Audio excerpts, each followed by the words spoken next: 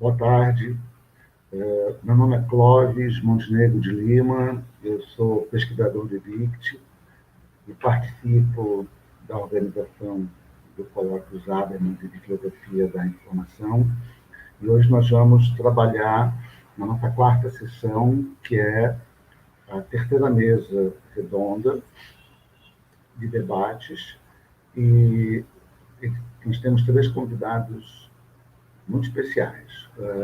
O professor Anderson Menezes, que é professor da UFAL, né, ele trabalha com questões teológicas e questões de educação. Nós temos o professor André Coelho, da UFRJ, que é professor de filosofia do direito. E temos o professor Silvan Hansen, nosso mais antigo conhecido no grupo, que é professor da Universidade Federal Fluminense, trabalha na Faculdade de Direito. Né? Antes de continuar, né, a nossa sessão hoje é uma sessão sobre filosofia do direito, eu só queria destacar que, a partir de agora, as sessões serão transmitidas por um outro canal no YouTube.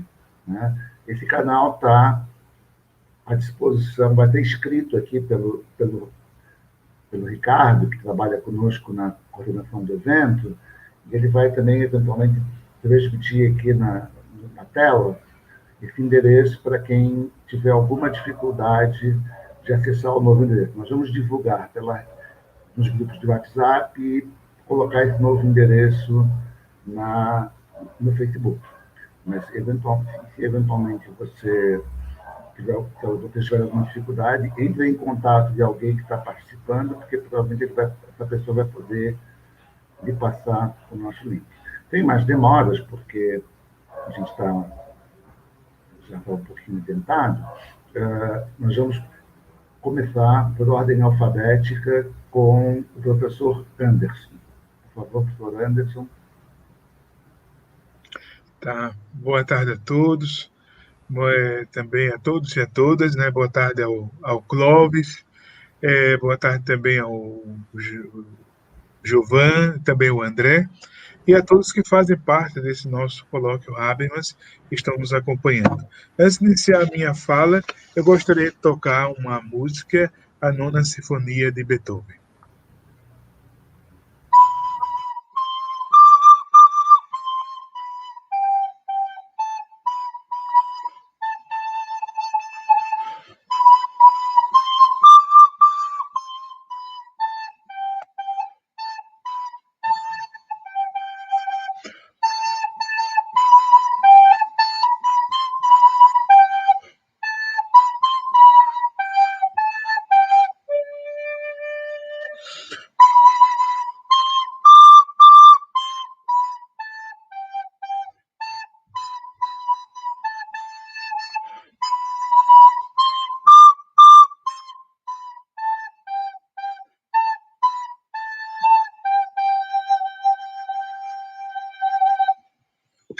É uma homenagem também a todas as pessoas que nos acompanham, seus familiares, né, o hino à alegria, Nona Sinfonia de Beethoven, as famílias que perderam seus entes queridos, né, nesse período pandêmico.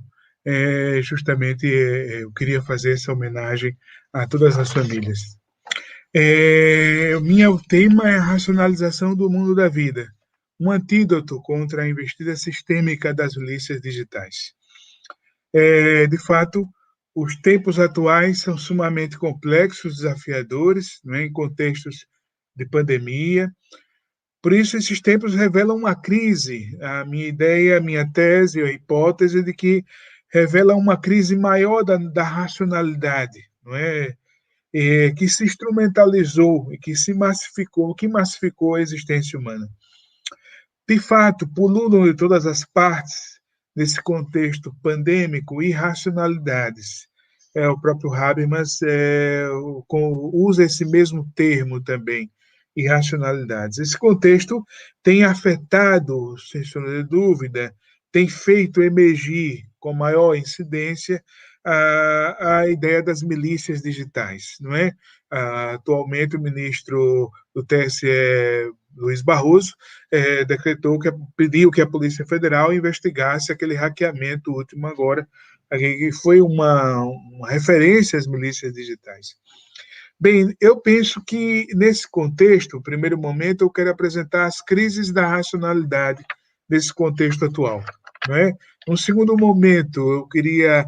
O que significa, afinal, comportar-se racionalmente, não é?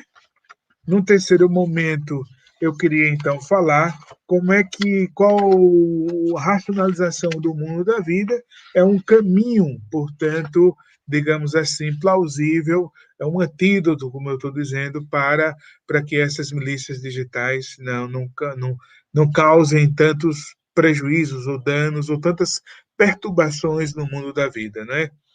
Bem, nessa perspectiva, Adorno e Horkheim, na obra Dialética do Esclarecimento, apontam que o conceito de esclarecimento, apoiado na razão, não se cumpriu enquanto desejo de emancipação.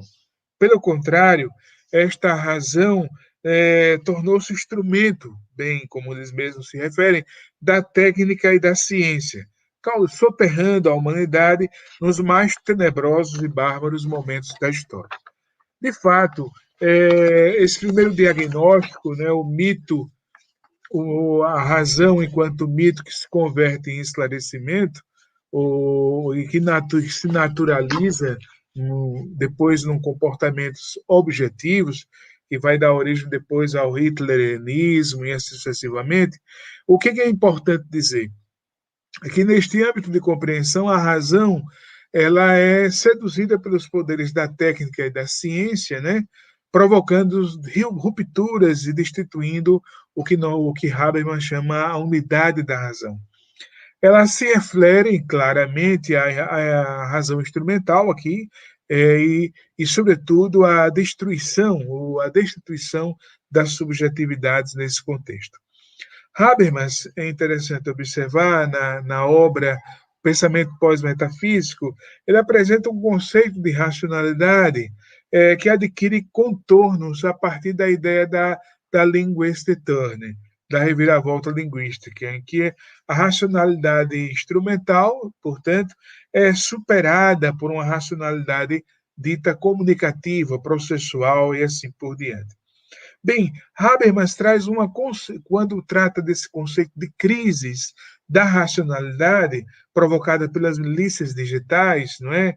Eu chamo a atenção para uma afirmação do Habermas. Ele diz assim: quando ele se refere ao conceito de racionalidade, ele diz assim: como racionais, podemos designar homens e mulheres, crianças e adultos, ministros de Estado ou motoristas de ônibus, mas não os peixes, ou as montanhas, as ruas, as cadeiras.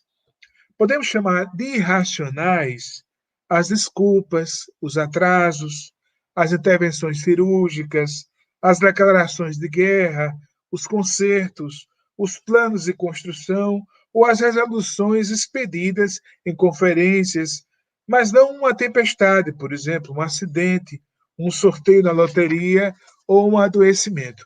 O que significa, afinal, comportar-se racionalmente em determinada situação? De fato, Habermas, apresentando que essa crise de racionalidade manifesta contemporaneamente comportamentos irracionais ou irracionalidades comportamentais. E as milícias digitais, neste âmbito de compreensão, é fruto de irracionalidades pessoais e coletivas, mas sobretudo coletivas, e diz respeito, sobretudo, àquilo que se pode pensar com Habermas, as milícias digitais elas perturbam os sentidos e significados, criando uma lógica predatória no âmbito da esfera pública.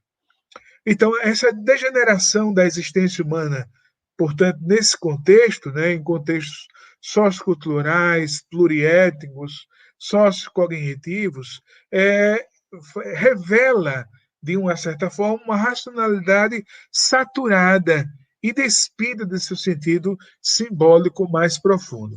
Olha, retomando o próprio Habermas, o que ele entende como racionais? Ele vai dizer, são homens e mulheres, crianças e adultos, que se comportam de forma que apresentam as razões das suas motivações, portanto, né?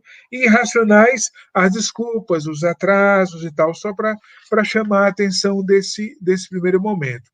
Ou seja, as milícias digitais fazem surgir, emergir, no âmbito da esfera pública, do espaço público, outras formas de racionalidade, entre aspas, né?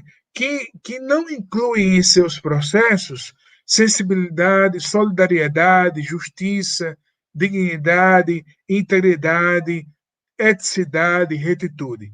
Pelo contrário, né? As milícias digitais, elas provocam profundas rupturas nos tecidos sociais, provocando anomalias da razão, não é? Uma razão anômala, não é? Nesse sentido. O próprio Habermas, por exemplo, retomando ele, ao falar desse conceito de racionalidade, né? Quando partimos do uso não comunicativo, por exemplo, aqui citando a obra O Pensamento Pós-Metafísico, né? Quando partimos do uso não comunicativo, do saber proposicional em ações orientadas por um fim, tomamos uma decisão prévia em favor do conceito de racionalidade cognitiva instrumental. É por meio do empirismo, que marcou fortemente a autocompreensão da modernidade.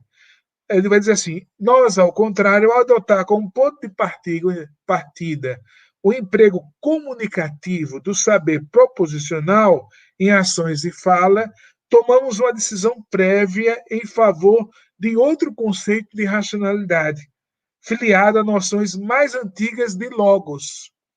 Esse conceito de racionalidade comunicativa traz consigo conotações que, no fundo, retrocedem à experiência central das forças espontaneamente unitiva e geradora de consenso própria à fala argumentativa. Ora, é nessa perspectiva que precisamos retomar, nesse contexto de crise de legitimação, né, provocada pela racionalidade instrumental e também, bem, é claro, e entendendo-se aqui através das milícias digitais, que é preciso reabilitar no âmbito do espaço público, nesse sentido, uma esfera pública onde a racionalidade intercompreensiva, comunicativa e intersubjetiva possam somar forças em nome daquilo que é a última entrevista do Habermas, uma das últimas entrevistas do Habermas, no jornal Le Monde, quando ele diz, e também reproduzido na La República, o que está nos faltando hoje, tratando desse contexto pandêmico. Porque, na verdade, também as milícias digitais é também um sintoma maior também desse contexto pandêmico, né? Ou seja, elas de uma certa forma, de uma certa forma, elas se vincularam maiormente nesse período, né? Ou seja, o Habermas diz que a solidariedade é a única cura. Bem, o que caracteriza o momento de crise ocasionado pelas milícias digitais, né, é a desconfiança num certo tipo de racionalidade que produziu, portanto, essa razão anômala, ocasionando, portanto, diversos tipos de comportamentos, estilos e práticas extremamente irracionais, expurgando da própria racionalidade as suas motivações de ordem ética e moral. Assim como o próprio Habermas nos diz, denominamos, abrindo aspas, né, denominamos racional uma pessoa, isso aqui é muito importante, que se comporta com disposição positiva diante do entendimento e diante de problemas de comunicação. Reage de modo que reflita sobre as regras da linguagem. Não é? Eu acho que esse é um primeiro momento daquilo que a gente está tentando apresentar, dessa crise de racionalidade, essa irracionalidade que se manifesta através das redes, das milícias digitais. Ora, nesse horizonte de compreensão, será preciso retomar a categoria de mundo da vida. E aí eu queria como um conceito central e articulador, porque é um mundo da vida que é mais sensível às investidas das milícias digitais, não é? Por isso que podemos imaginar, né, citando o próprio Habermas, agora na obra A Inclusão do Outro, abre aspas, diz assim o Habermas, podemos imaginar os componentes do mundo da vida, a saber, os modelos culturais, as ordens legítimas e as estruturas de personalidade, como se fossem condensações e sedimentações dos processos de entendimento, da coordenação da ação e da socialização, os quais possam agir através do entendimento. Ou seja, o próprio Habermas diz: quem age estrategicamente mantém as costas ao mundo da vida. Ou seja, e o pano de fundo, ante os olhos das instituições, das pessoas do seu mundo da vida, ambas as coisas, porém, ficam numa situação, digamos assim, destruída, né, do ponto de vista, não é? O mundo da vida, diz o próprio Habermas, é quem age estrategicamente, dá as costas ao mundo da vida e, de uma certa forma, não age coordenado pelo entendimento, mas orientado pelo sucesso, pelo êxito. Bem, é assim que as milícias digitais agem, não é? Não orientada, pelo contrário, é a comunicação sistematicamente distorcida daquilo que é. Isso vai quebrando a ideia fundamentalmente da Verständigung, né, do entendimento, né, e isso é fundamental.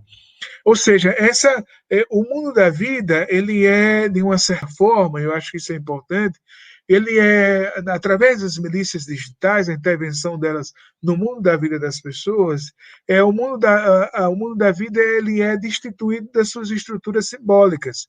A primeira razão ligada aos modelos culturais foram danificados por uma racionalidade instrumental que despe a arte de seu caráter crítico e de protesto, no primeiro momento, né?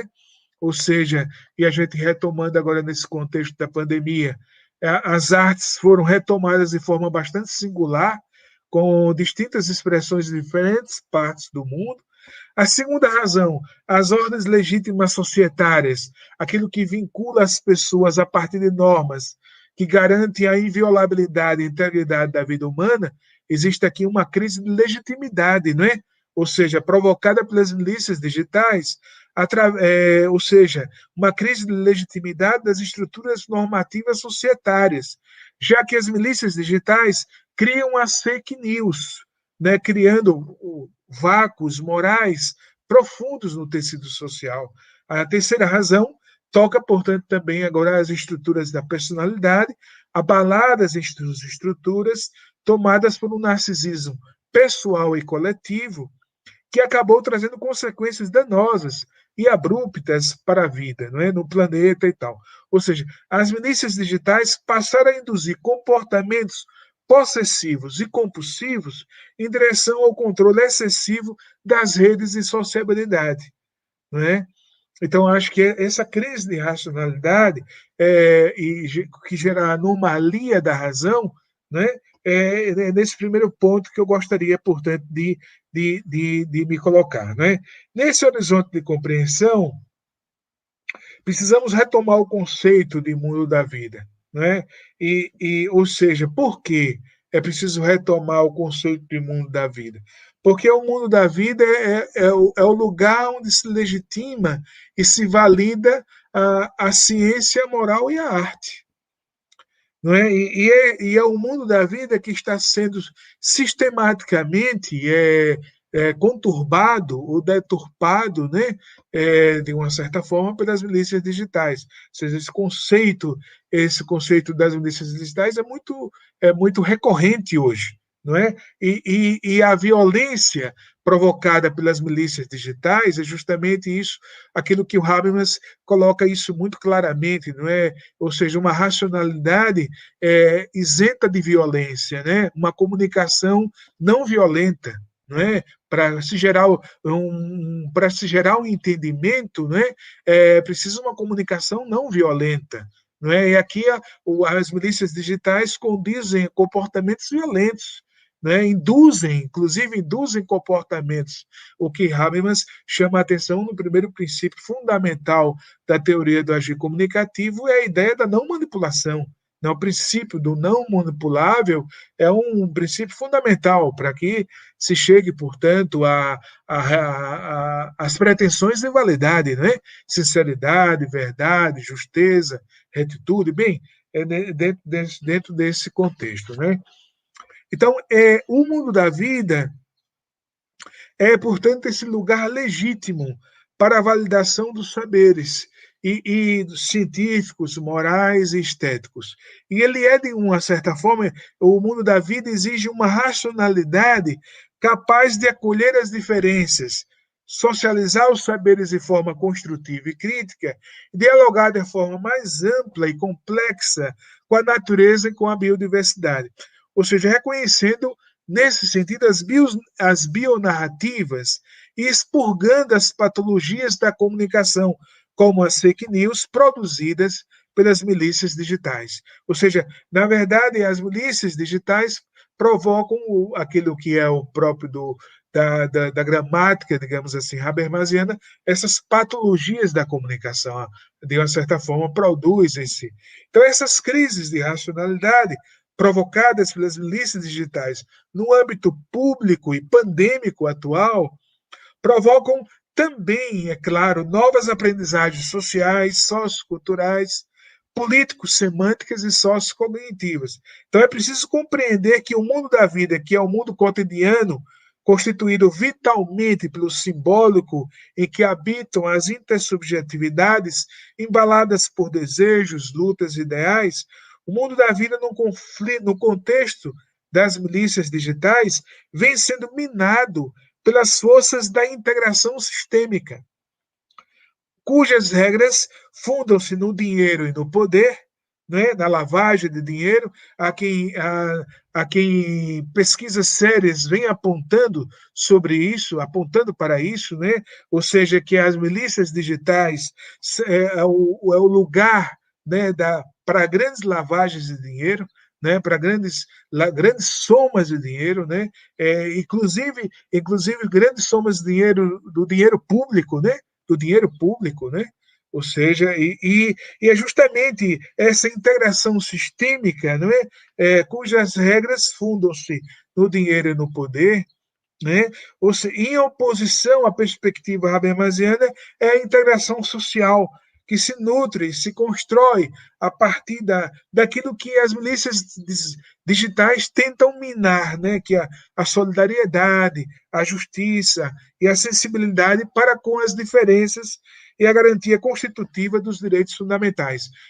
Essa referência, portanto, na obra A Inclusão do Outro, Habermas faz, portanto, uma sensibilidade com as diferenças. Né? Nesse âmbito de compreensão, é preciso postular novos paradigmas para a construção intersubjetiva. E aí aqui há uma preocupação, é claro, filosófica, mas também educativa, formativa, né?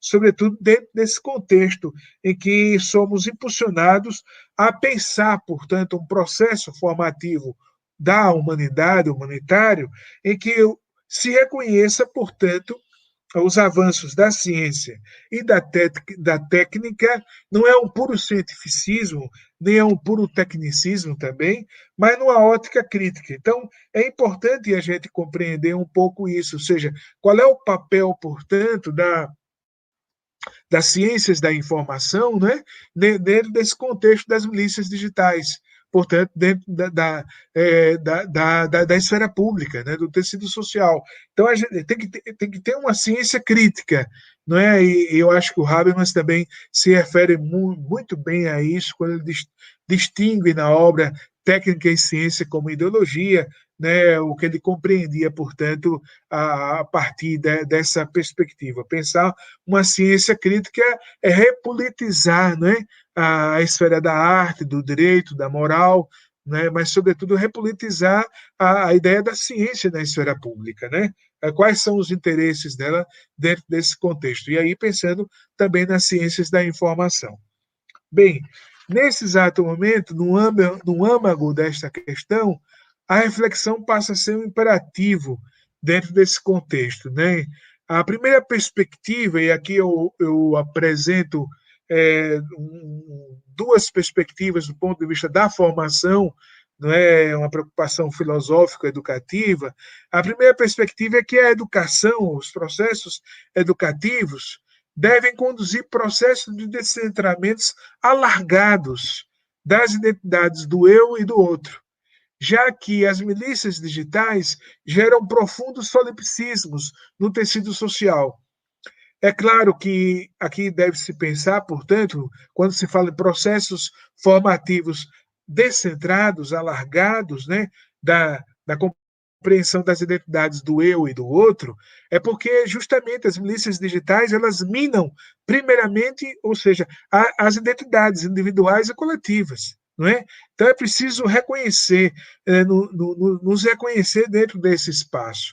Portanto, é um processo formativo, num processo formativo e reconstrutivo, portanto, dos saberes válidos e não apenas dos saberes úteis. E eu vou depois, mais à frente, tentar distinguir isso. Então, uma crítica, e aqui, uma crítica aos determinados saberes úteis que arquivam os processos de humanização.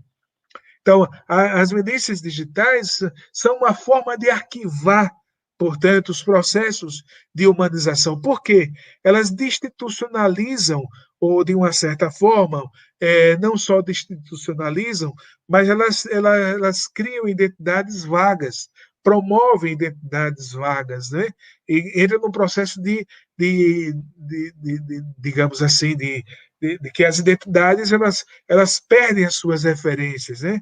Ou seja, esses aspectos, por exemplo, foram relegados, né, dentro desse contexto, né, e agravado, portanto, pelas milícias digitais. As identidades atingidas pelas milícias digitais, os sujeitos envolvidos também que ficam atrás da rede e agem, portanto, de forma fria, calculista, para criar, para violentar, né, para criar, para deturpar e criar crimes, né, e cometer crimes, né, que são verdadeiros comportamentos lesivos, não é? É importante a gente retomar um processo de formação humana que esteja atento, né?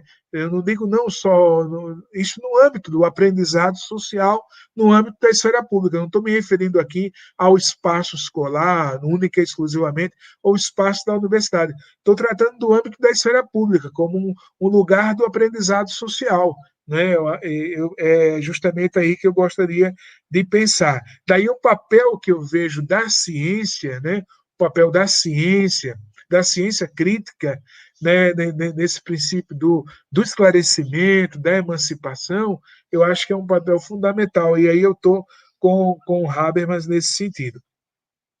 Então, nesse ponto, é importante dizer que, aliás, é exatamente o que o próprio Habermas defende quando mostra que essa ciência institucionalizada é a forma racional de resgatar as pretensões à verdade, quando a linguagem ordinária se torna incapaz de resolver as questões erguidas no mundo da vida.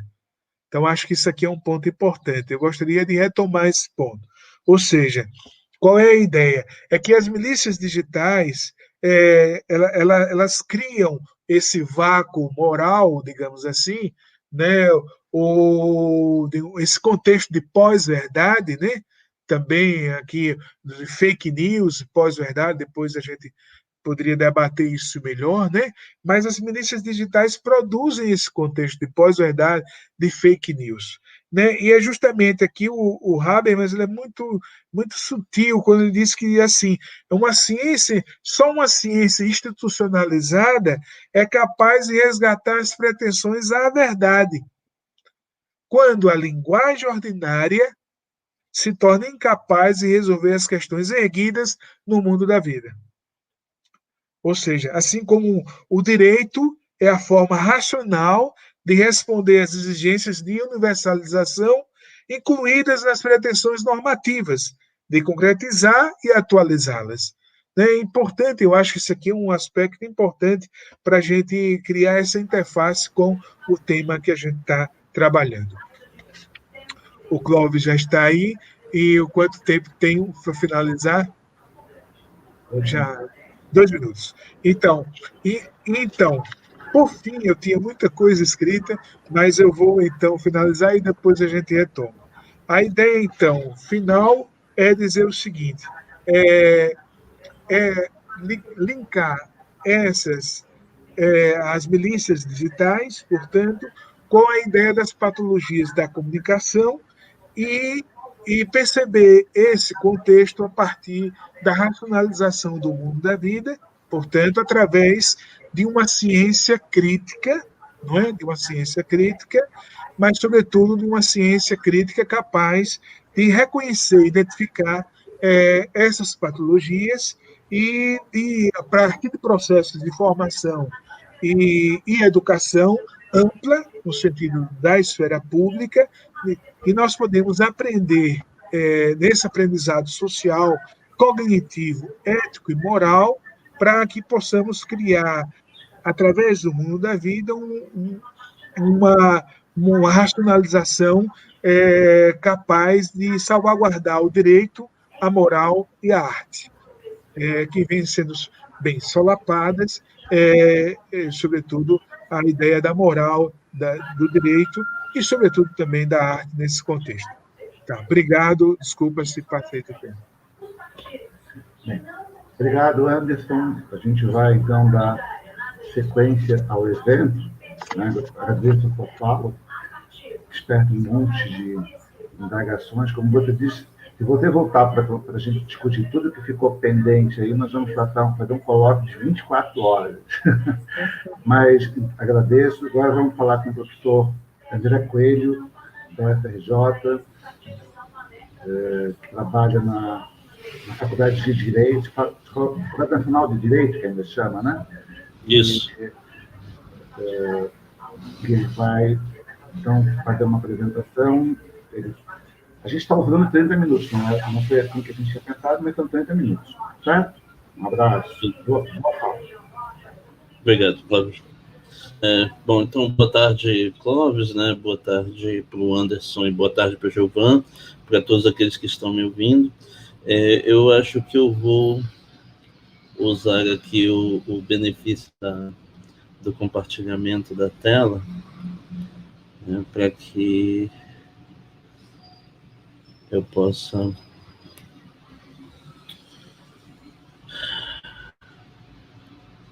fazer. Deixa eu ver aqui. Certo. Aqui está. Espero que todos já estão vendo e possam acompanhar o texto. Eu vou passar a fazer a leitura do texto agora. O texto se chama Por que e como atualizar o diagnóstico habermasiano, e eu vou passar pelos pontos conforme a gente avança na leitura. Proponho, nessa apresentação, motivos e caminhos para submeter uma parte da obra de Habermas a uma atualização vigorosa. Gostaria de deixar claro a que parte da obra de Habermas me refiro, o que quero dizer com atualização da obra, quais são os acontecimentos das últimas décadas, em vista dos quais a atualização se torna necessária, e quais mudanças poderiam dar passos importantes nessa direção. Primeiro tópico, que parte da obra precisa de atualização?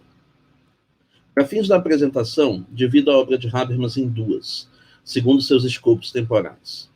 A obra de escopo maior, isto é, a teoria da modernidade em geral, que chega até a modernidade tardia, e a obra de escopo menor, isto é, a teoria da modernidade tardia recente em particular, o mundo dos anos 90 em diante. A obra de escopo maior, ou da modernidade em geral, é a teoria sobre como a condição moderna veio a ser, o que a caracteriza em termos de dominação e de emancipação, e as vantagens de compreendê-la a partir de uma teoria crítica em comparação com teorias tradicionais e pós-modernas. Nesta banda da teoria estão, por exemplo, a teoria dos interesses humanos, da ação comunicativa, a pragmática universal e a ética do discurso. Como a parte da obra de Habermas que acredito que mais precisa de atualização é seu diagnóstico da modernidade tardia recente, seu diagnóstico do tempo presente dos anos 90 até aqui, o que tenho a dizer não toca em princípio na obra de escopo maior, embora talvez ela também tivesse que ser revista, uma vez que nos perguntássemos que aspectos da modernidade em geral tornaram possíveis alguns desenvolvimentos da modernidade tardia recente, tão difíceis de serem explicados ou mesmo apreendidos em termos das categorias habermasianas. A atualização de que falo mira sobretudo a obra de escopo menor, ou teoria da modernidade tardia recente. Esta é a teoria sobre que tipo de situação social, política e jurídica se seguiu ao fim do estado de bem-estar social, às lutas por reconhecimento no Estado de Direito, ao advento da globalização e à superação dos Estados-nação. Nesta banda da obra estão a teoria da esfera pública, da democracia deliberativa, do patriotismo constitucional, da colaboração entre cidadãos religiosos e seculares, do nexo interno entre democracia e Estado de Direito, do paradigma procedimental dos direitos, do universalismo sensível às diferenças e do governo global sem Estado mundial. Segundo ponto, o que eu quero dizer com a atualização? A atualização a que me refiro fica a meio caminho entre a tentativa forçada de fazer os desenvolvimentos dos últimos 30 anos caberem nas categorias habermasianas, manter a teoria intacta e aplicá-la aos acontecimentos recentes, e o abandono da teoria de Habermas em nome de alternativas paleomarxistas, pós-estruturalistas ou pós-modernas, desistir da teoria em vista dos acontecimentos recentes. Trata-se de modificar pontos significativos da teoria, modificando premissas, categorias e métodos de Habermas e absorvendo premissas, categorias e métodos de outras teorias críticas dentro e fora da matriz frankfurtiana, para que ela se torne capaz de detectar, explicar e enfrentar fenômenos recentes que reconfiguraram o cenário no qual fazemos teoria crítica hoje. Dois exemplos. As categorias biopolítica e necropolítica, cunhadas por Foucault e desenvolvidas por, entre outros, Agamben, Butler, Federici e Mbembe, se tornaram fundamentais para compreender o funcionamento de regimes neoliberais. A biopolítica consiste na forma de governar que se volta para populações, os corpos que importam, consiste numa gestão administrada da vida, concentra-se em demografia, segurança, sexualidade, saúde e bem-estar, orienta-se pela projeção estatística e pelo cálculo de risco, implementa formas de vigilância, avaliação e uniformização totalizantes e leva a um governo de si cujo modelo é a gestão empresarial do próprio sucesso e fracasso.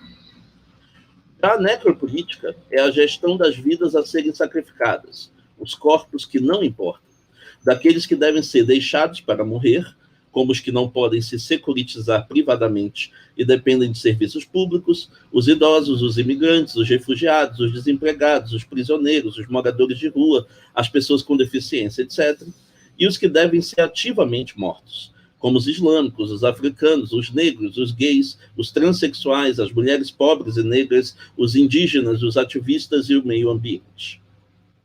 Explicar essas dinâmicas a partir da colonização do mundo da vida pelos sistemas, da prevalência do paradigma liberal ou social dos direitos, da não domesticação da globalização econômica ou do recrudescimento das novas obscuridades seria impossível, porque essas categorias não dispõem da guinada para o corpo que a biopolítica e a necropolítica promovem e aprofundam. A falta desta guinada para o corpo também impede plena compreensão do racismo, do patriarcado, da homofobia, da transfobia, do capacitismo e da colonialidade. A inclusão de categorias que implicam a guinada corporal exige, por sua vez, uma ampla revisão da teoria habermasiana, que insiste numa visão predominantemente idealista e descorporificada dos sujeitos, vistos em sua universalidade, autonomia, racionalidade, etc. O segundo exemplo é o da chamada pós-verdade. Por este nome, me refiro não à superação da pretensão ou da busca da verdade, mas sim uma mudança drástica do modo de produção coletiva das verdades sociais relevantes para a vida comum. O modelo clássico moderno de produção coletiva da verdade era que éramos uma sociedade dividida nos valores e ideologias, mas aceitávamos que vivíamos no mesmo mundo natural e social e que, por isso, tínhamos que aceitar os fatos que se impunham como objetivos e reformar nossas ideias em vista dos fatos e não o contrário.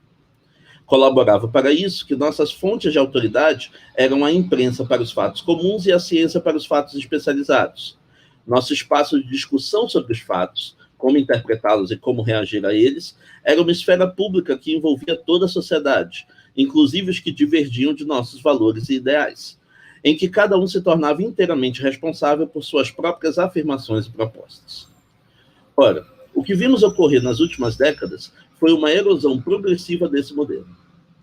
Com o advento da internet e das redes sociais, formaram-se plataformas paralelas de informação, bolhas de restrição da informação e câmaras de eco em que todos pensam igual. Novas formas de comunicação estratégica da imprensa, dos influenciadores e dos políticos, baseada em mineração de dados e visando a ativação de gatilhos de revolta e de ódio e técnicas de fake news e firehose. Descreditação da imprensa oficial, da ciência, dos experts e das autoridades epistêmicas, revisionismo histórico, extremismo radical e teorias da conspiração. Ampla polarização política que torna impossível qualquer diálogo, negociação, concessão ou até mesmo estabelecimento comum da realidade, fragmentando o mundo social em realidades paralelas em que a verdade de uma é a mentira da outra, em que uma forma sua opinião e vontade, cada uma, né, forma a sua opinião e vontade à luz de uma narrativa feita sob medida do que ocorre no contexto doméstico, internacional e planetário, em que, no fim das contas, embora sigamos vivendo no mesmo mundo objetivo, o mesmo não se pode dizer do reconhecimento intersubjetivo deste mundo. Pois bem, dadas as explicações habermasianas sobre a pragmática universal, a transcendência imanente da linguagem, a diferença entre verdade e justificação, a racionalidade comunicativa e a esfera pública, nenhum destes fenômenos de distorção e manipulação massiva das verdades socialmente reconhecidas deveria ter ocorrido. E talvez este fosse o caso em esferas públicas abrangentes, diversificadas, com disposição de respeito e diálogo, de reconhecimento de autoridades epistêmicas, livres da fragmentação hiperindividualista da internet e das redes sociais e da manipulação panótica da mineração de dados. Porém, em vista de todas essas condições, uma nova teoria da verdade social e da esfera pública se torna necessária. Terceiro ponto. Quais acontecimentos recentes tornam a atualização necessária? Os desenvolvimentos dos últimos 30 anos a que me refiro podem ser separados em blocos, embora a separação crie a impressão de processos paralelos ou independentes, quando, na verdade, a maior parte deles são interconectados. Os blocos em questão são, respectivamente, o econômico, o político, o social e o cultural. No bloco econômico, o pacote formado por capitalismo financeiro, neoliberalismo econômico, privatização, imposição universal da lógica concorrencial, precarização do trabalho, desmobilização da resistência coletiva, franquia, terceirização e uberização, concentração monopolista em megacorporações, paraísos capitalistas fiscais, trabalhistas e ecológicos, aumento das despesas e achatamento dos salários para favorecer o endividamento individual como única forma de sobrevivência no mundo capitalista, etc., se tornou dominante no mundo, implementado tanto por governos de direita quanto pelos de esquerda, embora certamente com diferentes níveis e ritmos, tanto no centro quanto na periferia, com características e consequências diferentes, tanto na forma de receituário de saúde e sucesso econômico, imposto e administrado pelas agências de crédito, de avaliação de risco e de investimento até a crise de 2008, quanto na forma de políticas de austeridade e recuperação para livrar-se dos problemas da explosão das bolhas financeiras produzidas por este mesmo modelo, num caso curioso em que tanto a doença quanto a cura reforçam a mesma fórmula universal.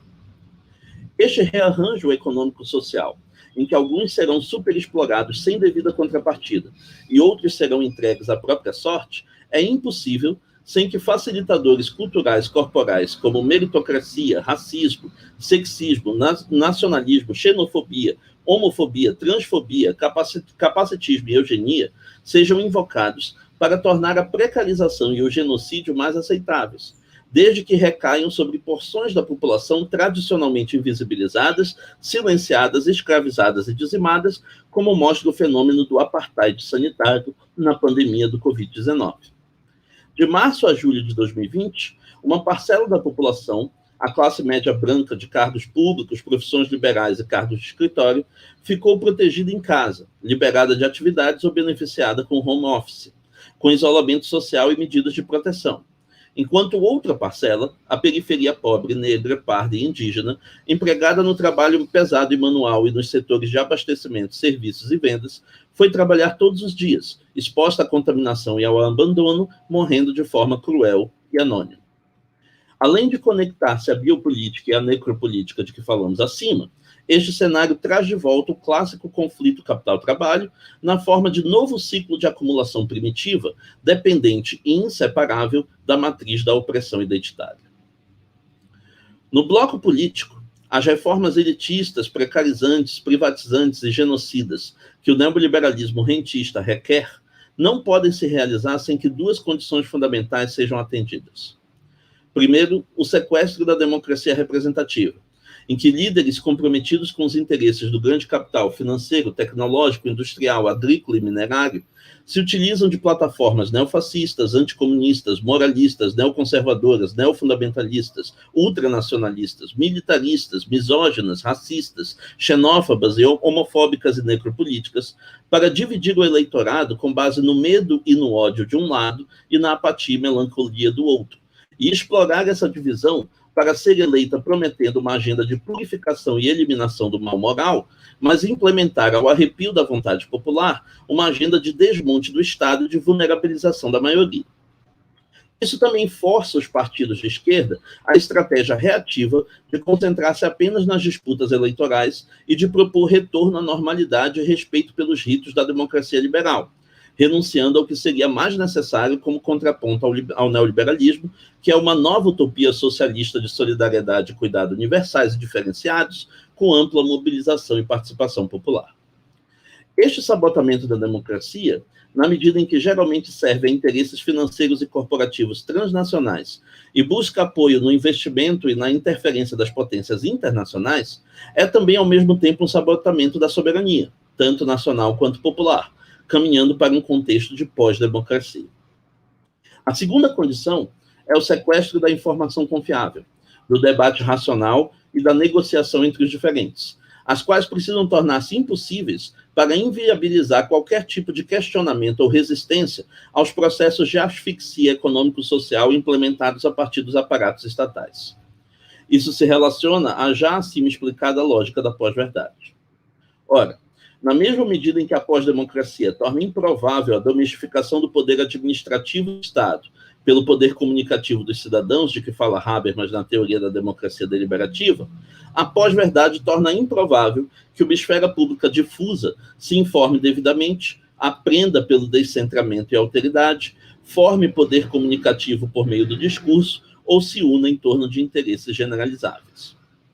Diante de um cenário de pós-democracia e pós-verdade, é necessária uma teoria da democracia que a conecte mais com a soberania popular e uma teoria da esfera pública que a conecte mais com as formas de luta e de resistência organizadas dos movimentos de contestação.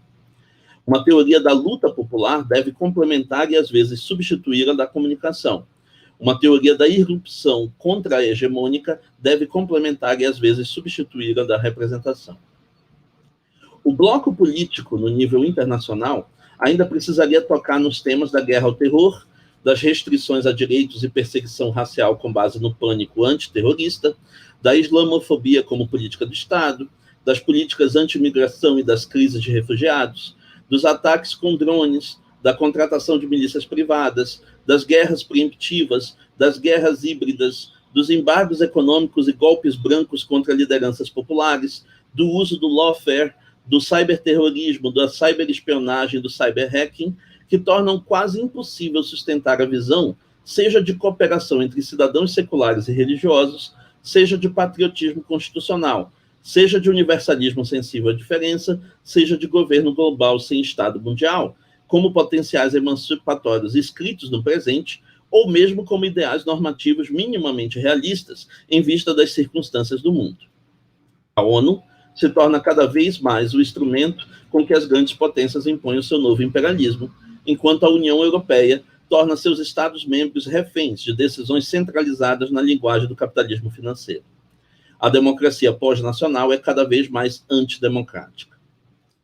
No bloco social, Uma sociedade fragmentada, melancólica, aterrorizada, adoecida, que banaliza o abandono, o sofrimento e a morte, é cada vez mais a consequência da incorporação de rotinas de crença na competição e no mérito individual, de aposta na securitização de automóveis pessoais, escolas particulares, cursos privados de idiomas, planos de saúde privados, planos privados de previdência, condomínios fechados de casas, condomínios vigiados de apartamentos, segurança particular, planos B de cidadania, de mudança para outros países, etc., como substitutos de qualquer investimento ou esperança na vida coletiva e no espaço comum compartilhado.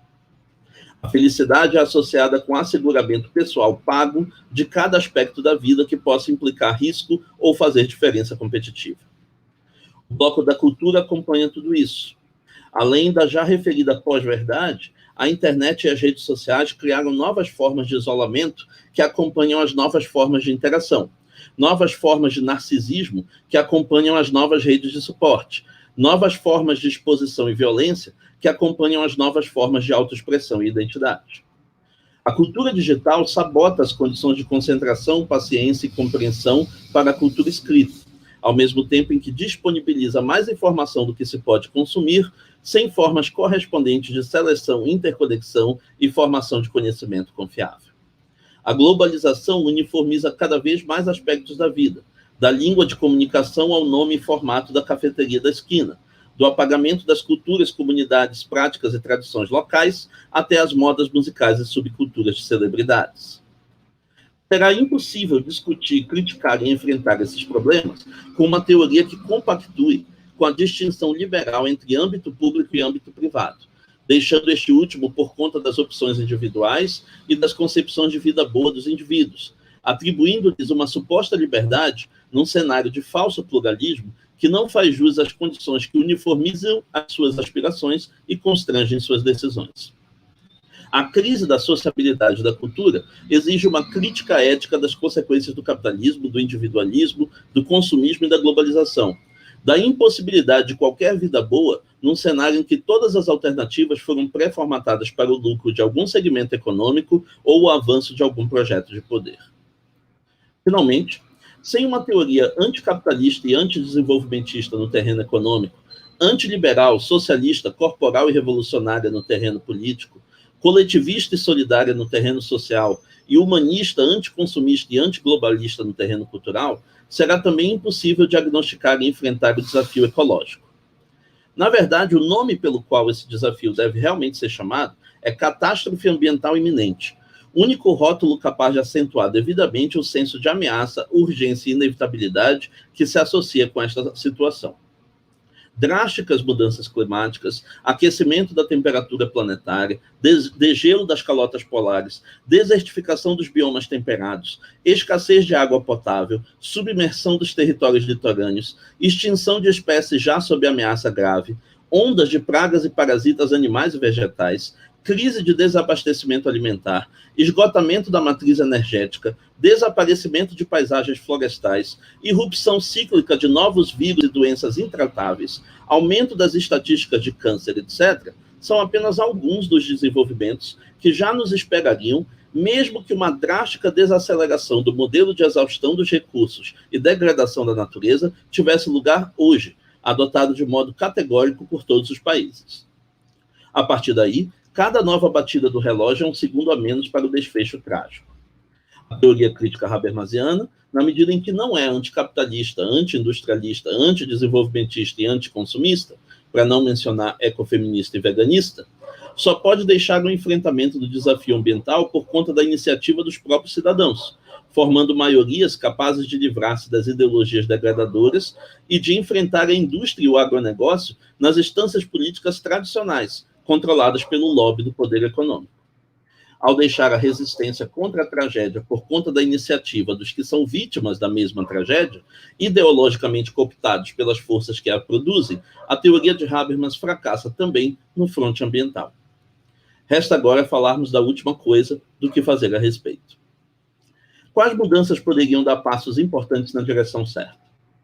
Em primeiro lugar, uma breve justificativa sobre por que não abandonar por completo a teoria de Habermas e abraçar alternativas paleomarxistas, pós-estruturalistas ou pós-modernistas que parecem mais conectadas com os problemas do presente.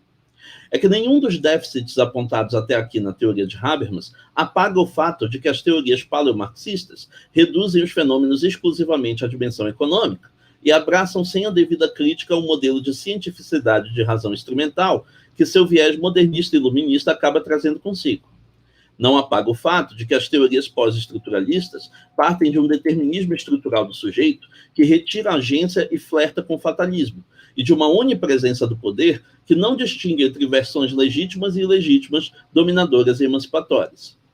E não apaga o fato de que teorias pós-modernas abraçam um modelo de crítica exclusivamente negativo, um relativismo capaz de esvaziar o sentido crítico, um contextualismo e particularismo vazio de universalidade e transcendência, e um não cognitivismo estético que, ao se despedir precipitadamente da racionalidade, acaba por abrir espaço para formas de obscurantismo e de barbárie.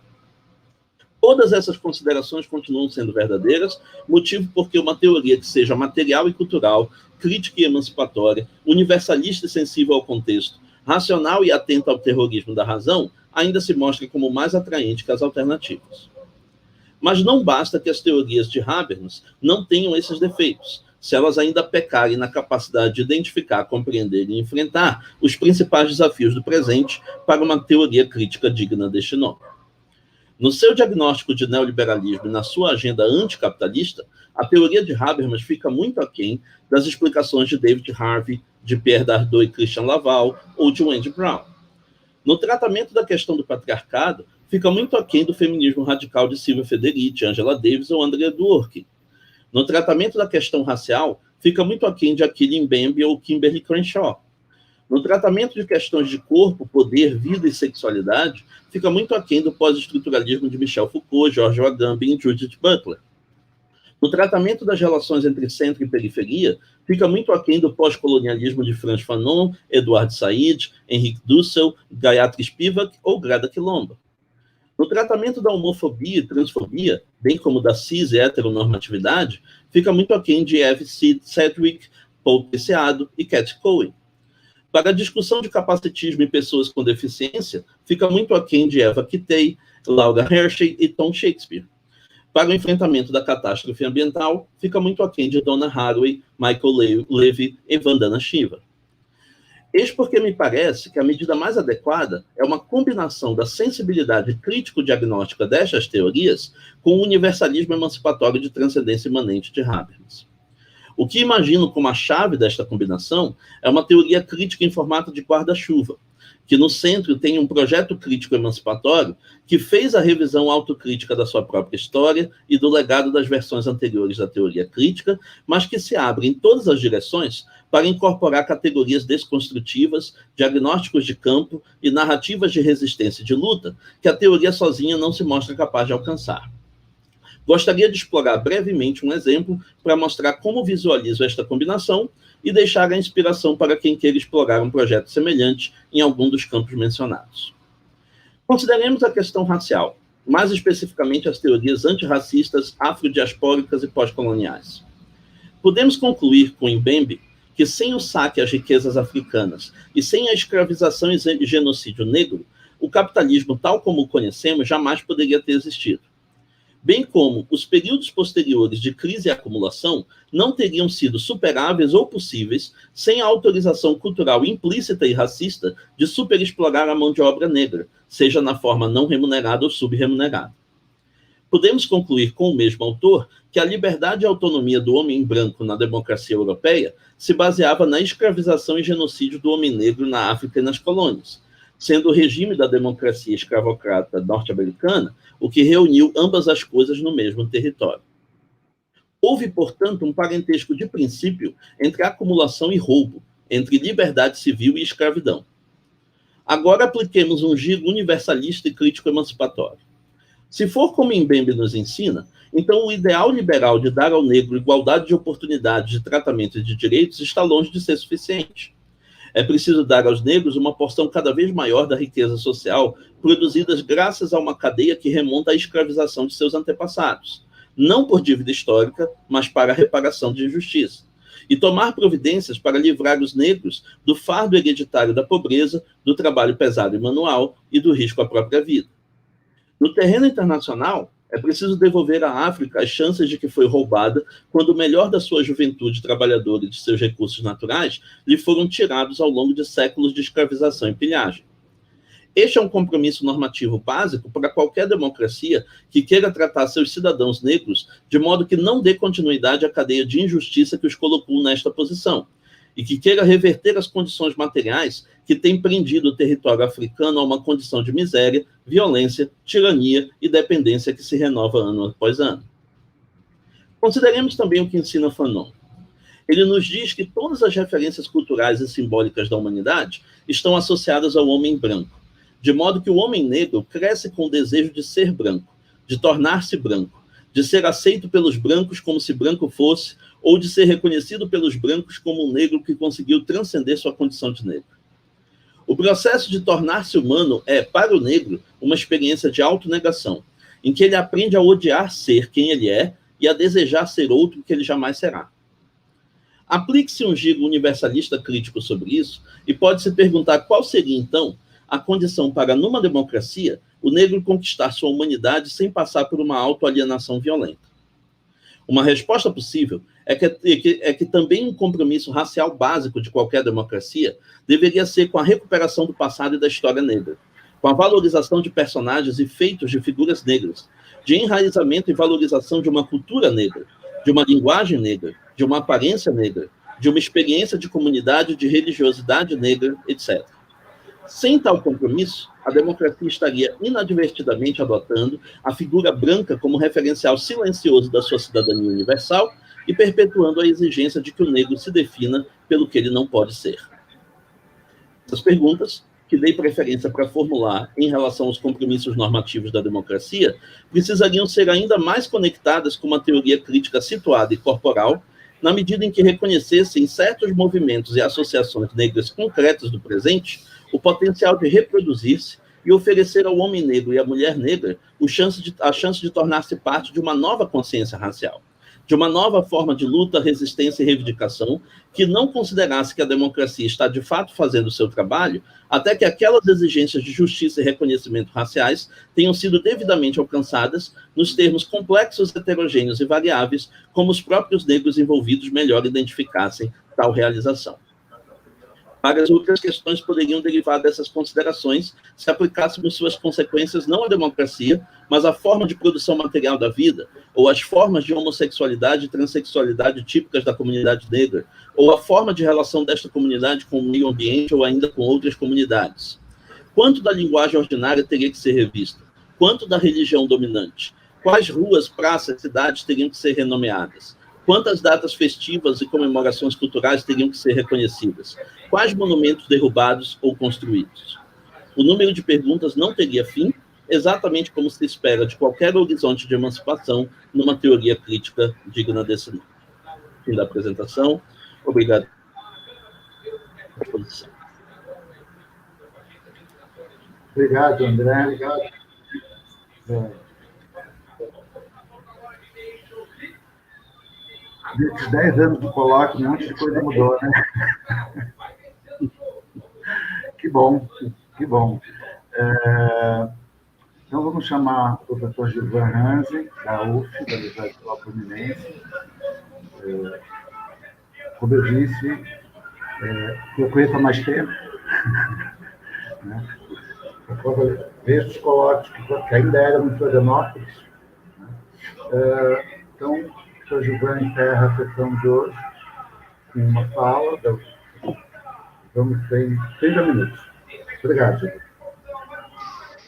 Bem, Clóvis, amigos, obrigado por essa oportunidade de estar novamente com vocês no Colóquio Habermas. Ao longo dos últimos 2 anos, infelizmente 2, 3 anos, eu não pude participar e as novas situações de vida acabaram nos colocando essa possibilidade através da participação à distância e online. Como alguns de vocês sabem, eu estou já desde 2018 aqui na Galícia, na cidade de Ourense, Espanha, desenvolvendo investigações junto à Universidade de Vigo, com uma equipe, e tendo momentos de aprendizado muito ricos, então, desse local onde falo hoje. E participar de um colóquio Habermas é sempre um momento raro de aprendizado.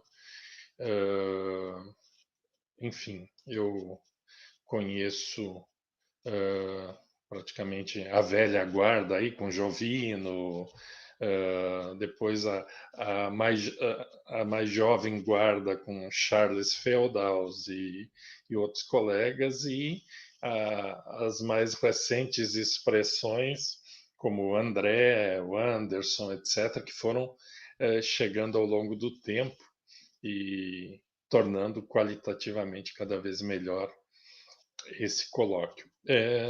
Praticamente eu teria que usar, se eu não me valer de uma frase de Aristóteles, eu não tenho o que falar aqui depois da fala do Anderson primeiro, sobre as milícias digitais, e depois dessa verdadeira obra-prima de exposição feita pelo André. Quer dizer, eu achei que eu estava pessimista e estava meio contrito aqui na proposta que eu tinha feito do resumo da minha apresentação, mas depois de ouvir o André, eu vi que eu estou muito otimista até. Quer dizer, a questão é o que fazer? Sobra alguma coisa, né?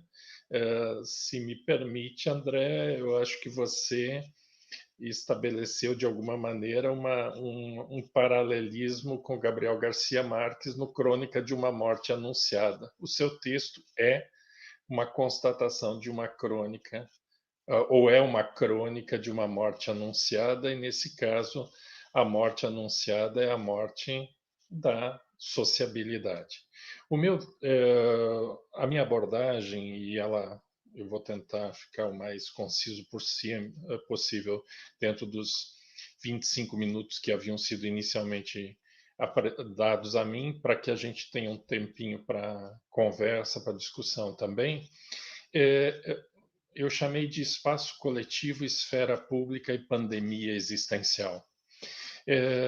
E aí eu faço uma primeira distinção, ou gostaria de propor uma primeira distinção entre espaço coletivo, espaço público e esfera pública. Eu entendo, e antes uma questão metodológica, eu entendo que, sendo um colóquio Habermas, nós vamos ter uma diversidade de abordagens e enfoques. Algumas pessoas fazendo um trabalho mais de hermenêutica, de exegese, de ir a textos específicos, e outros uma interlocução Habermas com outros autores e teorias. Tem sido assim, ao menos, ao longo do tempo. E em 97, quando eu escrevi Modernidade, Utopia e Trabalho, eu, num capítulo, acompanhava a discussão que havia na Europa e também no Brasil, dos apelianos que escreviam textos intitulados Contra Habermas. Eu escrevi um capítulo no livro Modernidade, Utopia e Trabalho, em que eu usei a seguinte denominação: com Habermas e para além de Habermas. E é assim que eu tenho procurado me conduzir desde que comecei a estudar Habermas lá na finais da década de 80, início da década de 90 do milênio passado. Com Habermas, mas para além de Habermas, quer dizer, tentar pensar com esse ferramental habermasiano algumas das questões. E dentro desse diagnóstico primoroso apresentado pelo André, eu vou me valer de algumas questões e atalhos até para não cansá-los e repetir coisas. Mas uma primeira distinção que eu gostaria de trazer é essa distinção de espaço coletivo, espaço público e esfera pública. Me parece que, a partir da obra habermasiana, a discussão sobre a esfera pública se coloca no sentido de construção, e o Anderson foi preciso nesse sentido, de um espaço crítico, reflexivo, de deliberação, de apresentação de razões, isso que se chamou, que o Anderson chamou a atenção a partir do Habermas de racionalidade, mas de uma racionalidade que já está posta a partir daquilo que eu chamaria de um espaço público, ou seja, de pessoas que aceitam minimamente as regras do jogo. Você vai jogar uma partida de xadrez, mas você aceita que o movimento do cavalo se dá em L, que o peão só pode andar casa por casa, e assim por diante, que o bispo só numa direção, a torre, ou seja, que cada peça tenha a sua movimentação específica. Há, nesse sentido, no espaço público, uma espécie de pré-compreensão ou pré-reconhecimento daquelas condições mínimas para a construção da esfera pública. E aí, a partir de um processo social, a construção de dissensos e consensos, como na tarde de hoje, mais cedo, o professor Cândido também mencionava na sua fala. Existe essa possibilidade.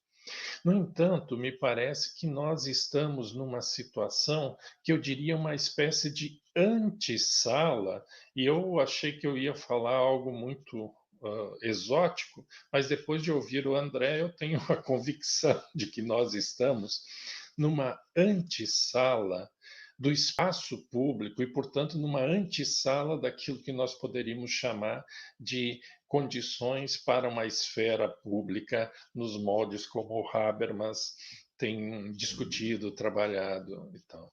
Porque, e a essa antessala é que eu denomino de espaço coletivo. Embora, com toda a precisão, o Anderson trouxe os conceitos habermasianos com relação à racionalidade, eu gostaria de propor uma sutil distinção, porque me parece que há estágios de racionalidade. Eu chamaria de uma racionalidade básica aquilo que um cão, que um gato tem nas suas ações, porque tem uma capacidade operativa, tem uma capacidade de discernimento de quem é seu dono ou não, que envolve elementos cognitivos, por um lado, bem básicos, bem fundamentais, né, bem rasteiros, se quisermos, mas, ao mesmo tempo, envolve elementos instintivos, naturais, presentes nesse ambiente. E, por outro lado, essa racionalidade básica, mais ligada à operatividade, permite com que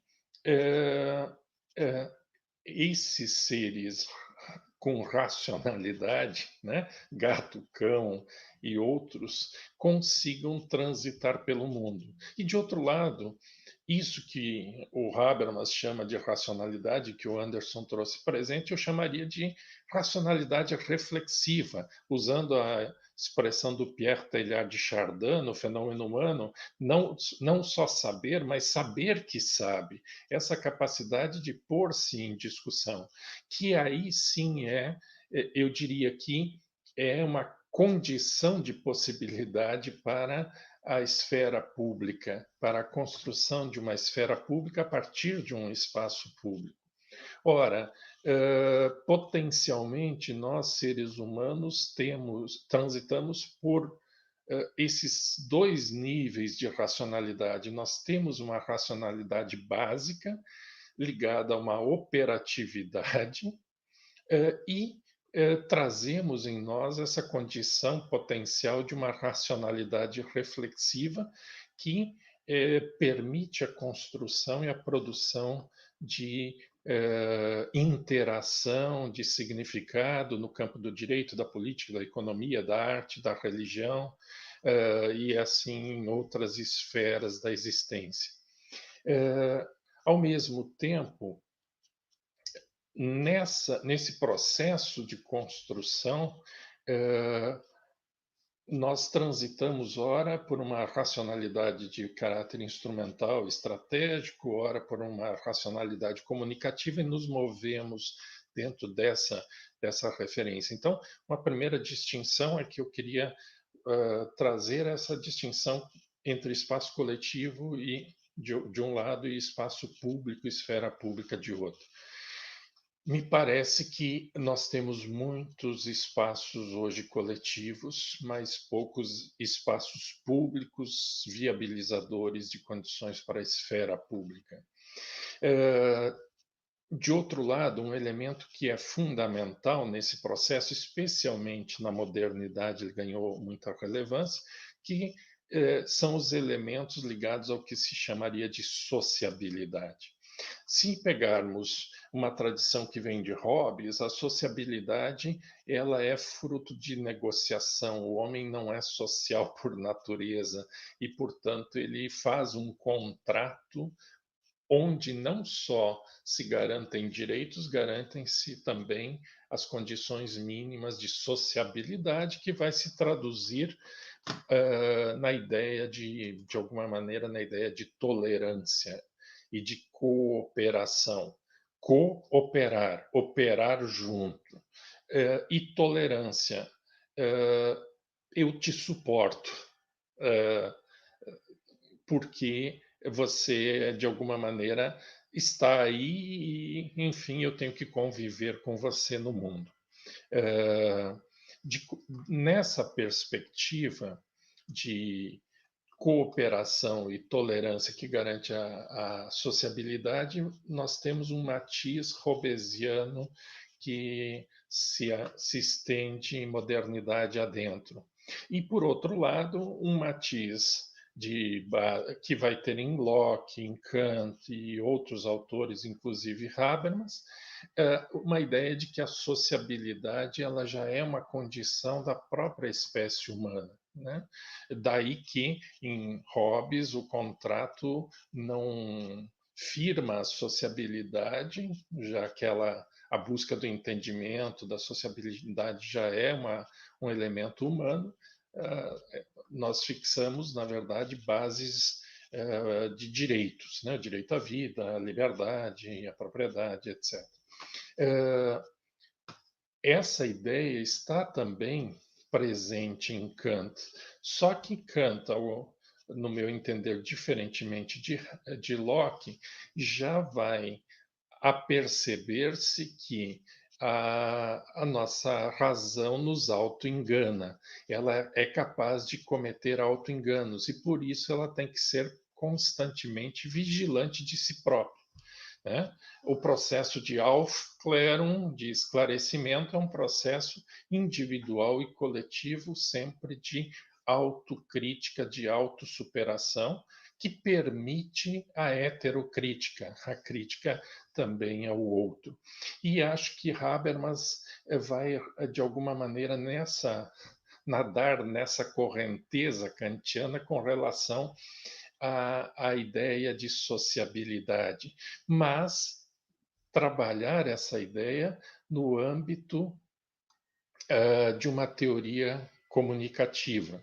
De um lado, acho que na década de 60 especialmente, trabalhando uma perspectiva de uma teoria crítica ligado a um viés freudiano, em que, em conhecimento e interesse, aponta para uma espécie de superação das idiosincrasias, das ideologias, das neuroses coletivas, com o modelo da psicanálise. Né? De alguma maneira, me parece, já escrevi sobre isso, inclusive, me parece que há uma espécie de primeira versão de uma teoria crítica habermasiana, em que nós seríamos levados a uma espécie de colocar a sociedade no divã para que ela discuta seus pressupostos econômicos, políticos, sociais, estéticos, etc. Esse viés de influência da psicanálise e de Freud, vai derivar ao longo da década de 80 para uma teoria da ação comunicativa e uma guinada linguístico-pragmática, que o próprio Habermas mais tarde vai pontuar. E nessa guinada, a construção de significados e de interação vai depender fundamentalmente dos espaços para isso. Daí, me parece que a ideia de democracia surge em Habermas como condição de possibilidade nos moldes kantianos para que essa sociabilidade seja construída, fortalecida, resgatada a cada dia. Dentro de um ambiente de ação comunicativa, no qual nós partilhamos significados, não problematizamos praticamente esses significados, ações que sejam dissonantes nos levam a pôr em discussão a razão de ser dessas ações, e daí o surgimento de discursos. Mas esses discursos surgem no sentido crítico, no sentido de alguma maneira, construir um significado coletivo. E, em que pese as tensões, e a palavra básica em Habermas é tensão entre facticidade e validade, tensão entre perspectivas de leitura de mundo, etc. Um dos aspectos é esse aspecto saneador, né, da ética do discurso, da teoria da ação comunicativa, o ressaltar um aspecto saneador no sentido de evitarmos as contradições performativas, as contradições entre ato e conteúdo, entre aquilo que se fala e aquilo que se faz. Ora, essa base habermasiana, ela acaba, de alguma maneira, me parece, sendo colocada em xeque. E aí o André, de forma brilhante, no meu entender, já fez esse diagnóstico. Eu não vou gastar muito tempo nisso, mas eu queria só reforçar alguns pontos que já foram trazidos ao longo do dia hoje, e mais especificamente nessa sessão com o Anderson e com o André. Creio que nós temos uma utilização das tecnologias em larga escala a serviço da domesticação das consciências. Esse fenômeno o Habermas, em vários textos, apontou, mas também se vê, de alguma maneira, abalroado por essas circunstâncias. E o Anderson pontuava muito bem como essas tecnologias têm sido utilizadas na manipulação. O André apontava para a questão das fake news, da pós-verdade, etc. De outro lado, eu acho que ao longo dos últimos séculos, o Habermas chama a atenção disso no primeiro parágrafo, nos primeiros 2 parágrafos do Facticidade e Validade, o quanto a ideia de felicidade desenraizada da sua base aristotélica, de uma felicidade pensada enquanto cidadã, enquanto cumprir o meu papel na polis, como o desenraizamento disso conduz ao individualismo. Né? E me parece que há gradativamente dentro do capitalismo, ao longo dos últimos, especialmente dos últimos 50 a 100 anos, né? No último século, no século XX para cá, um incentivo cada vez maior ao individualismo e à fruição. A ideia de que cada um deve buscar a própria felicidade e que essa felicidade, ela de alguma maneira se canalizou na forma do consumo. né? O consumismo, a obsolescência dos produtos, o não só ter uma camisa, mas ter duas, ter 5, ter 8, ter 15, ainda que eu vá usar 2 ou 3, mas é importante para manter a engrenagem do consumo. Então, de uma cidadania, inclusive, que acabou, e o professor Cândido, em sessão anterior, em mesa anterior, chamava a atenção de uma cidadania que acabou se resumindo ao consumo, né, ao consumismo, e que acho que tem tido reflexos muito importantes, inclusive em termos políticos, né? Acho que alguns dos nossos governos mais recentes no Brasil, especialmente de esquerda, se fixaram muito na ideia da cidadania, do acesso, cidadania garantida pelo acesso ao consumo, e negligenciaram outros elementos como a participação política, a inserção na deliberação e por aí afora. Um terceiro elemento, além do uso, da utilização das tecnologias e do incentivo ao individualismo e à fruição, eu queria também apontar aquilo que eu chamaria de neutralização normativa da sociedade, da moral, do direito, da política, da economia, com um discurso cada vez mais de especialismo, mas também com uma depreciação normativa, o direito sendo reduzido à legalidade e deixando, de alguma maneira, de lado a ideia de justiça inclusa no direito. A política sendo primeiro esvaziada através de uma representatividade que não nos representa, e o André anteriormente apontava. A economia colocada como uma questão que envolve expertos, e não mais como algo que compõe o nosso cotidiano, como regras de vivência em coletividade que envolve o cotidiano. E também a moral não descambe para um moralismo em muitas circunstâncias ou um permissivismo extremo. Outro aspecto a chamar a atenção é a utilização dos espaços públicos para a inviabilização da democracia participativa e deliberativa.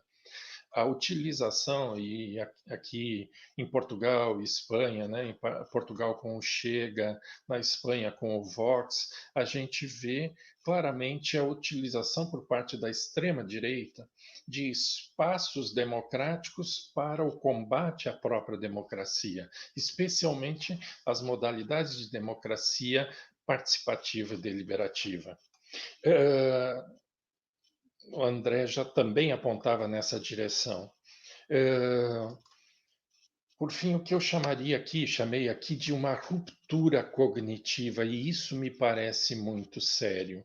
Porque nós, Habermas e nós, nos acostumamos a trabalhar dentro de uma visão de que as coisas têm uma lógica, e essa lógica, de alguma maneira, ao longo dos séculos, é uma lógica aristotélica, premissa maior, premissa menor, conclusão, e você tem que ser fiel às conclusões e às premissas, mas também a produção do conhecimento através de uma metodologia específica ligada à ciência, e a verdade como um produto desse processo que é a construção da ciência. O André chamava bem a atenção, de um lado a imprensa com esses fatos do cotidiano, de outro lado o conhecimento mais especializado ligado à ciência. E essa ideia se está a romper. Eu já não tenho mais a verdade porque eu reúno as provas ou fiz o raciocínio adequado e apliquei o método correto. Eu tenho a verdade porque eu quero acreditar em determinada coisa como verdade, e acabou. Né? A chamada pós-verdade. Nós, de alguma maneira, estamos rompendo com essas entranhas da própria civilização, da própria humanidade. 2 minutos, já vou acabar. E uma última característica que eu queria apontar é o que eu chamaria de um maniqueísmo fundamentalista de caráter religioso, que utiliza de ritos, de mitos, de uma perspectiva salvacionista, para ancorado numa visão ontológico-metafísica para separar pessoas. O bem está de um lado e o mal está do outro, e eu sou o bem. Logo, se você não adere 100% ao que eu penso, você é o mal e tem que ser combatido e tem que ser aniquilado. A ideia da contradição performativa, de alguma maneira, foi afastada. Sou contraditório, e daí? É por aí. Morreram tantos mil, e daí? Essa indiferença é que me fez chamar a esse conjunto de elementos de uma pandemia existencial. Uma pandemia existencial cujo desafio é encontrarmos vacinas, buscarmos a cura, superarmos as patologias aí vigentes. Eu acho que a superação dessas patologias passa pelo fortalecimento dos espaços democráticos, pela utilização criativa das novas tecnologias, inclusive para reagir a essas milícias e a outras que utilizam a tecnologia para a domesticação de consciências. Para o estímulo às pesquisas coletivas, o André aponta coletivas interdisciplinares e aos saberes transversais. O André apontava e esmiuçou isso de forma bela no texto. Isso permitirá, no meu entender, a ultrapassagem da situação de aniquilação da sociabilidade em curso nos espaços coletivos e o resgate do espaço público como lugar a partir do qual se possa construir uma efetiva esfera pública. Crítica, democrática, pluralista, participativa, baseada numa cidadania cosmopolita e na solidariedade. Que faça jus àquela música que nós ouvimos ao início, né? A melodia, que o hino à alegria, que foi composto por Beethoven em 1823, que alia a isso um poema de Schiller de 1785 e que, não por acaso, é usado como o hino da União Europeia para significar e exaltar os ideais de liberdade, de paz e solidariedade. Esses ideais têm que ser resgatados de alguma maneira. E é nessa perspectiva, então, que eu quero acreditar que seja possível a superação, por mais difícil que seja.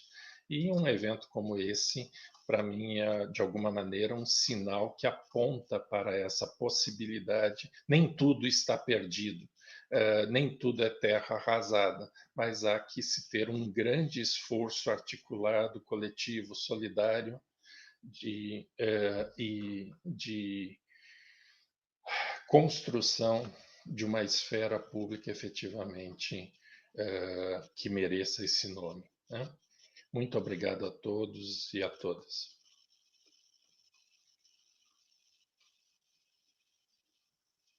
Clóvis. Sim. Coloquei ali para vocês no chat que vocês estavam lendo as perguntas. Queria agradecer, Gilvan, a apresentação, né, dos três colegas. Como disse o Fernando, são 3 gerações do colóquio. Né? Assim como... Mas isso não quer dizer que a gente está ficando velho, viu, Fernando? É só que tem gente chegando sempre. Eu vou tentar sumarizar as 3 perguntas, né? Acho que a gente não tem muito tempo para ficar fazendo comentário. O Fernando fez uma pergunta, André, específica sobre uma questão que você fala, sobre o Habermas usa um método de interlocução com outras teorias. E você fala de déficit. Será que os déficits que você aponta... Não... Eu vou fazer as perguntas e depois vocês respondem, tá, para ficar mais fácil. Será que os déficits não estão associados ao próprio método, na medida em que ele cria uma distância dos outros pensadores? Tá? Isso é uma pergunta. Na mesma linha, dando continuidade à Vitória, que é a quarta geração, né? A Vitória orientando sendo cultivada pela André. É muito inteligente. Ela diz o seguinte: uma vez que você aponta déficits, que você não está sozinho, que vem sendo apontados os outros autores, ela cita, né, vários autores que estão fazendo esse diagnóstico dos déficits habermasianos. Se depois de todas essas pancadas, o pensamento de Habermas ainda serve para fazer um diagnóstico do tempo. Né? Estou analisando. Ela fala da Terra Bíblia, da 2013. Você acha que o Habermas ainda serve para fazer um diagnóstico do tempo? Né? Como ele fez lá em 84, né? Aqui, ó. O senhor acha... Eu não vou falar o senhor, porque não está no definido. Você acha que as reformas do pensamento cristiano são adequadas para o diagnóstico do tempo presente? Na verdade, essa pergunta combina muito com a questão do Fernando. Né? E a do Jovino está relacionada à questão de toda essa discussão apresentada. Na verdade, ela não representa, porque o Jovino faz uma referência à questão da pós-verdade, se isso não representa, aí numa outra linha, né? Se não é um déficit da própria racionalidade, ou seja, aí o problema está num outro nível de crítica, não é as críticas no pensamento habermasiano, é uma crítica à racionalidade, ou seja, correto numa linha do pós-estruturalismo. E aí você chega à vontade, sendo justos, nós temos exatos 7 minutos. Então vamos fazer o seguinte: como algumas das perguntas estão para você, fica com 3, o Gilvan com 2 e o André com 2. Eu falo assim, porque eu sei que ninguém vai cumprir o tempo, mas vamos ser por aí. 3, 2, 2, tá? E agora eu saio o tema aqui, vocês... Tá. Então, André, 3 minutos, e depois 2 minutos para o Anderson e 2 minutos para o Gilvan, para a gente fechar aqui esse debate. Você começa, André, tentando ser limitado ao tempo. Não, 7 minutos vai dar tranquilo para responder todas essas. Bom, tá. A primeira pergunta, eu acho que sim, acho que a opção que o Habermas fez, principalmente na passagem dos anos 70 para os anos 80, em adotar uma teoria crítica que tem um formato predominantemente reconstrutivo, faz com que a teoria recue para uma posição metateórica de ser uma teoria de teorias, né? de ser uma teoria que, à luz de teorias que já tenham sido feitas antes, que apontem com possíveis potenciais emancipatórios, desenvolvam esses potenciais emancipatórios, ou façam uma guinada discursiva desses potenciais emancipatórios para tentar alcançar uma versão reconstruída com a qual você conseguisse fazer um diagnóstico do real. E a cada um desses passos existe um distanciamento, não só com relação à empiria no sentido da pesquisa empírica, que era fundamental para a primeira geração da Escola de Frankfurt, que foi se tornando cada vez menos para os autores posteriores, não apenas um distanciamento em relação à empiria no sentido de pesquisa empírica, mas um certo distanciamento em relação àquelas que são as narrativas particulares dos grupos afetados. As narrativas particulares daqueles que são os grupos diretamente afetados pelos processos de injustiça e opressão, e é por estar muito mais conectado com essas narrativas particulares que várias das outras teorias que eu mencionei acabam conseguindo fazer diagnósticos críticos que estão muito mais, acompanham muito melhor a pulsação do tempo presente, daqueles que são os fenômenos mais problemáticos de que precisa se ocupar. Então, eu acho que sim, acho que em parte se deve ao método. Sobre a pergunta da Vitória, eu tinha visto a pergunta da Vitória no YouTube, tem várias partes na pergunta. Uma pergunta longa. Pergunta longa, né? Bom, se eu acho que ainda vale a pena apostar na teoria do Habermas, no próprio texto eu digo que sim, e eu reforço agora por outros dois motivos, né? O Habermas tem um tipo de metodologia crítica que está constantemente consciente de quais são os riscos de cada um dos extremos em que a teoria crítica pode cair.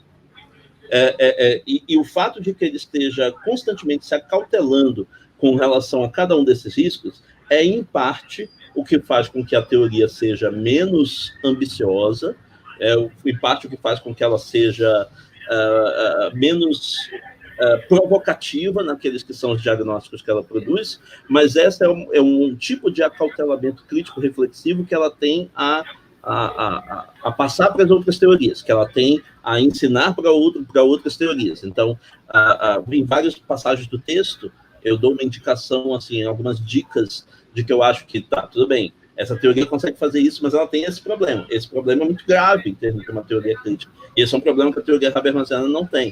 E a teoria habermasiana encontrou um modo de conseguir resolver esse problema que não está presente nesta outra teoria aqui. E por isso eu acho que estas combinações, que não são exatamente reconstruções, não é exatamente isso que eu estou propondo, mas que estas combinações e aprendizados recíprocos entre diferentes vertentes do pensamento crítico são um caminho a seguir. São um caminho pelo qual nós podemos encontrar um aprendizado mais significativo. Que eu acho que também vai na direção da pergunta do Fernando, né? Sobre o que a gente pode aproveitar ainda da abordagem habermasiana. Tem outras partes lá na pergunta da Vitória, mas talvez eu possa responder numa outra situação e esperar agora ouvir os colegas. Então, Anderson, você tem as considerações aí depois desse debate?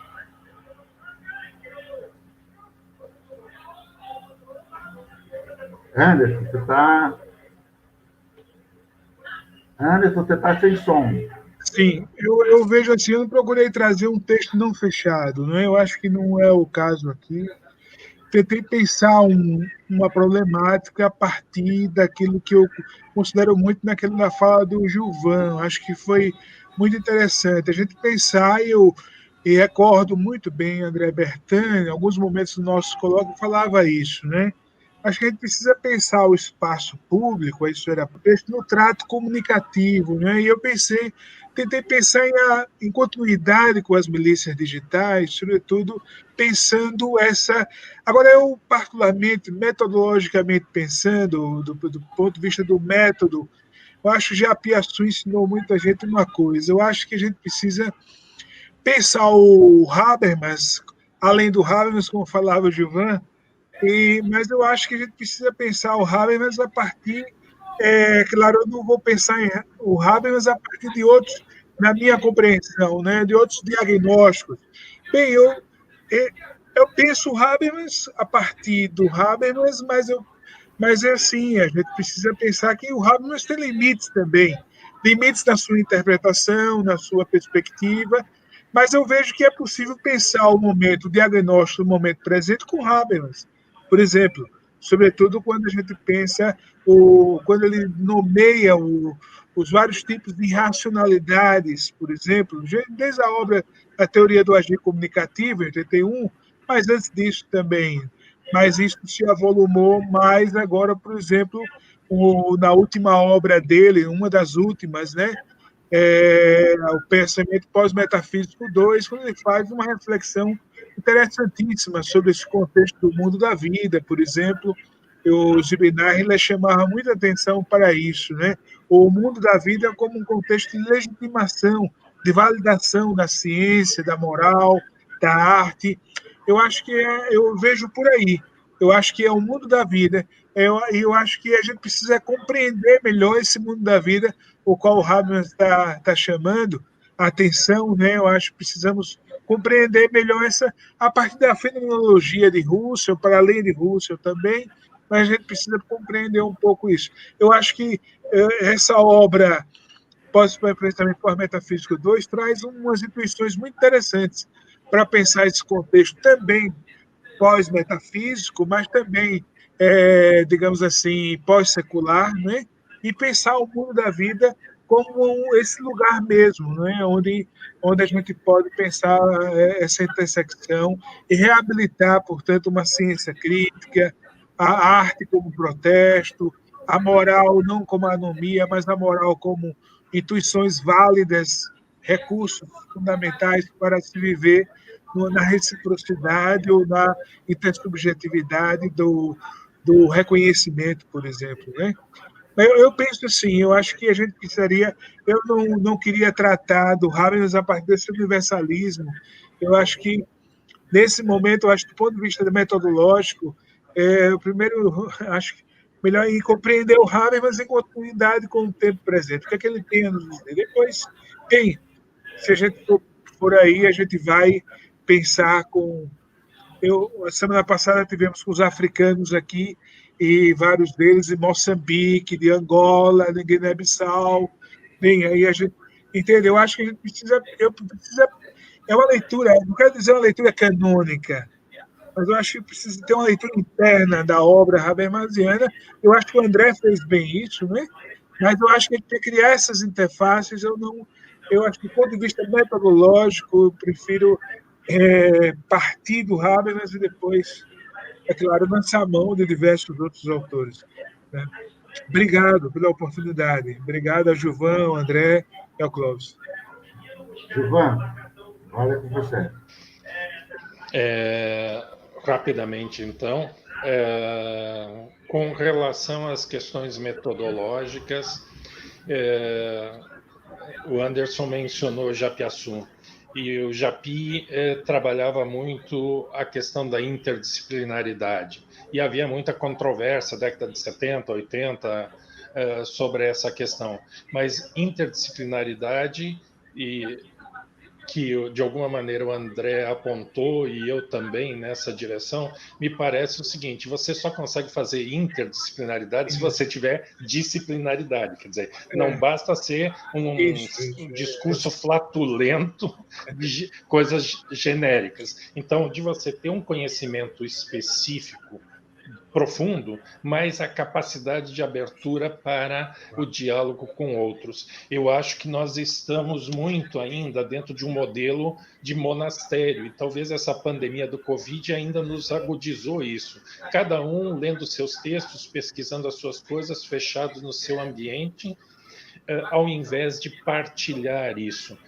O Clóvis, durante 2 anos, participou lá na UF, né, 2017, 16, 17, 18, você participou com a gente lá. E eu sempre usava uma expressão que nós tínhamos que construir o nosso grupo como uma tábua redonda, onde tinha gente lá que era de direito, de economia, de filosofia, que era policial, que era isso e aquilo. Não sou eu que vou estudar todas essas áreas para compreender, mas cada um pode pensar a sua área a partir de uma plataforma comum. E aí, só para fechar, por que eu acho que Habermas é o cara ainda? Apesar de todos os problemas apontados. Porque duas metáforas que eu uso. Você tem muitos pensadores ilhas. Thomas Kuhn é brilhante para a gente discutir ciência, mas não dá para discutir economia, política, arte, educação a partir da estrutura das revoluções científicas. Ou seja, você tem contribuições muito significativas, mas que algumas delas são ótimas no diagnóstico, mas não são suficientes no apontar perspectivas de ultrapassagem. Em Habermas, eu consigo transitar para discutir essas questões todas, educação, política, economia, etc., etc., etc., e, ao mesmo tempo, com uma sinalização de possibilidade de superação, de possibilidade de ultrapassagem, que a gente não encontra, infelizmente, me parece, em outros autores, alguns desses mencionados aqui.